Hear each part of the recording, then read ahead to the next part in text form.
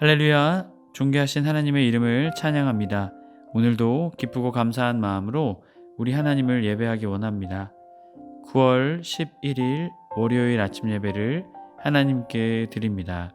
기도하겠습니다. 은혜와 사랑이 충만하신 하나님 아버지 감사합니다. 주님, 우리의 삶의 모든 것이 주님의 은혜입니다. 그것을 믿음으로 믿고 그 은혜 가운데 살아가는 우리 모두가 되게 하여 주옵소서. 우리 주 예수 그리스도의 이름으로 기도드립니다. 아멘. 시편의 말씀으로 우리 하나님을 찬양하기 원합니다. 시편 106편 32절 33절 말씀입니다. 함께 합독하여 읽습니다.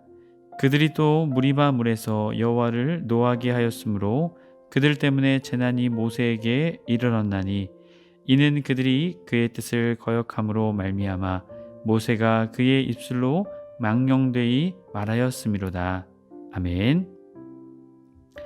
오늘 우리에게 주신 하나님 말씀은 열왕기상 4장 1절에서 19절까지의 말씀입니다. 매일 성경 53페이지에 있습니다. 우리 함께 합독하여 읽겠습니다.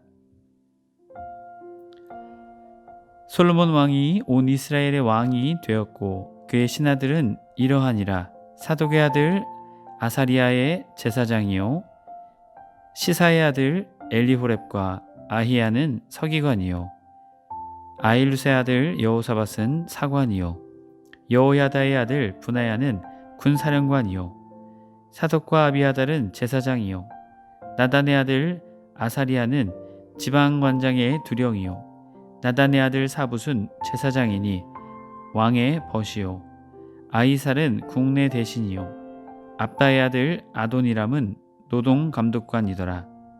솔로몬이 또 온 이스라엘의 12지방 관장을 두매 그 사람들이 왕과 왕실을 위하여 양식을 공급하되 각기 1년에 한 달씩 양식을 공급하였으니 그들의 이름은 이러하니라.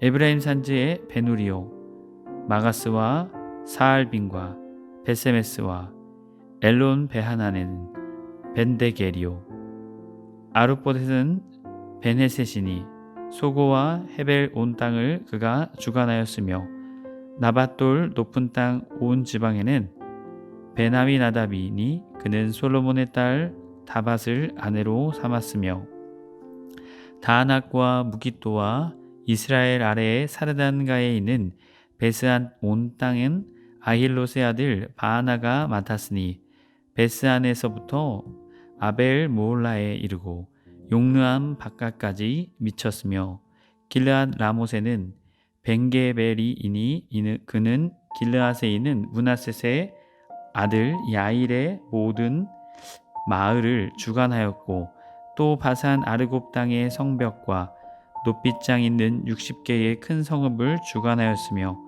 마하나임에 있는 이또의 아들 아히나답이요 납달리에는 아히마하스이니 그는 솔로몬의 딸 바스맛을 아내로 삼았으며 아셀과 아로세는 후세의 아들 바하나요 이사갈에는 바루아의 아들 여호사밧이요 베냐민에는 엘라의 아들 시므이요 아모리 사람의 왕 시온과 바산 왕 옥의 나라 길르앗 땅에는 우리의 아들 게벨이니 그 땅에는 그 한 사람만 지방관장이 되었더라.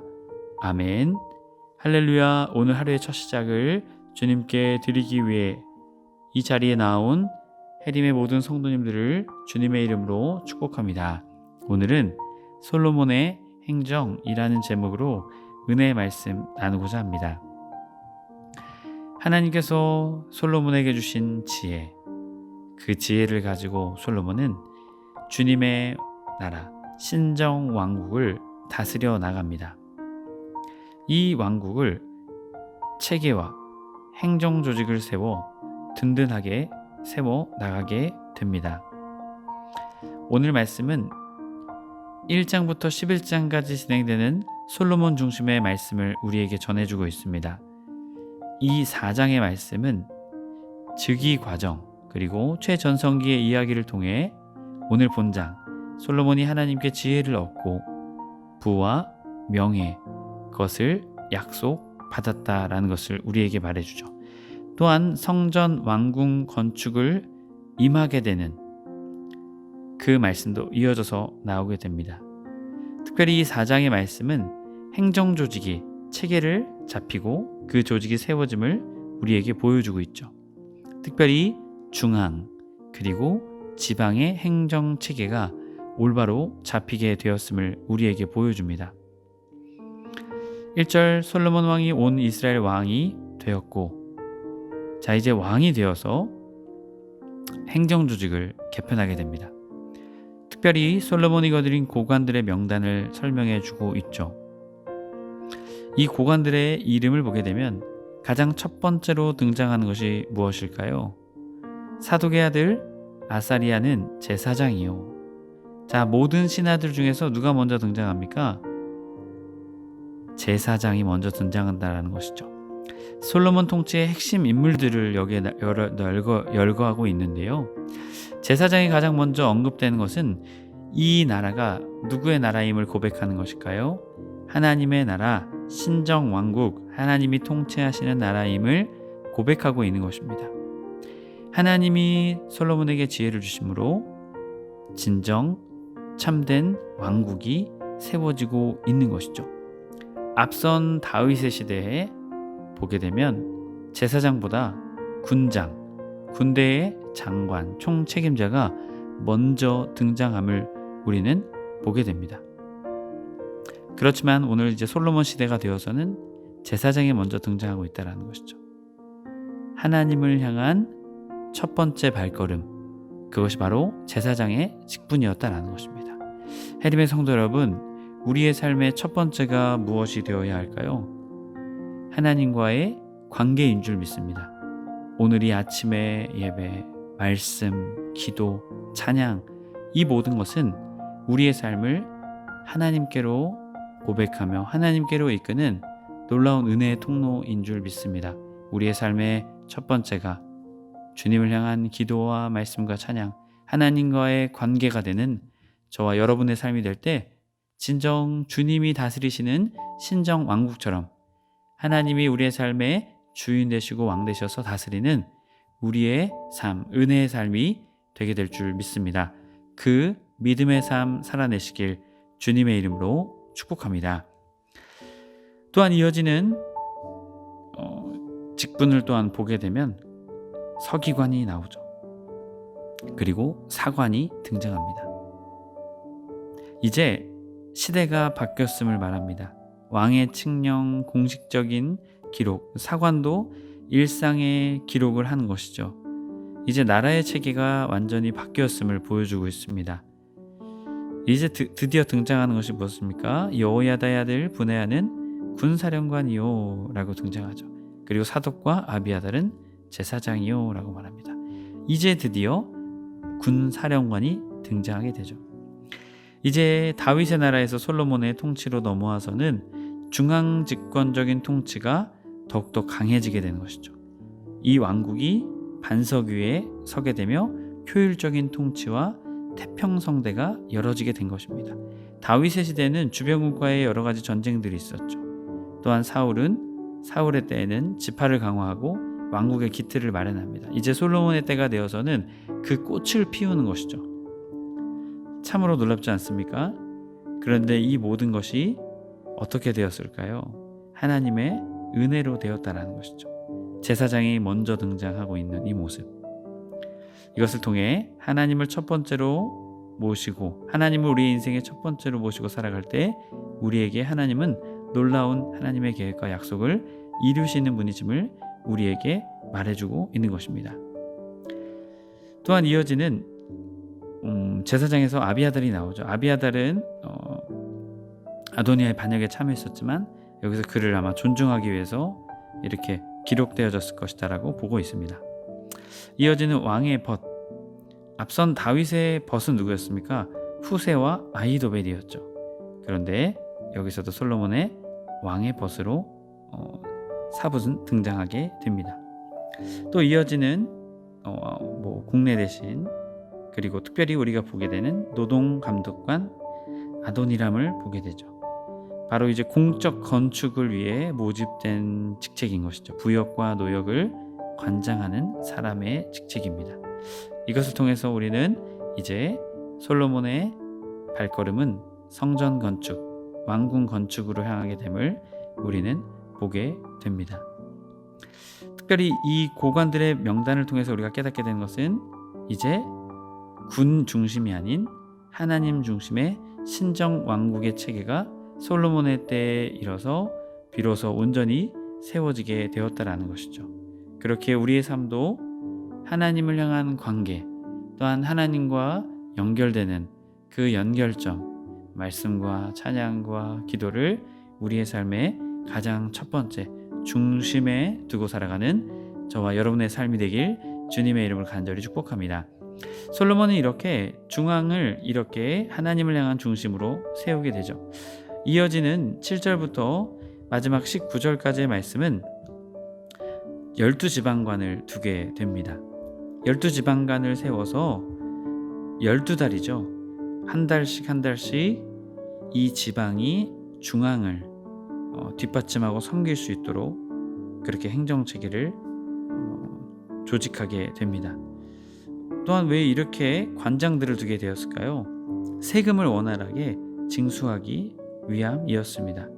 그렇기 때문에 이렇게 관장들을 세우고 지방을 12개로 나누게 되었던 것이죠.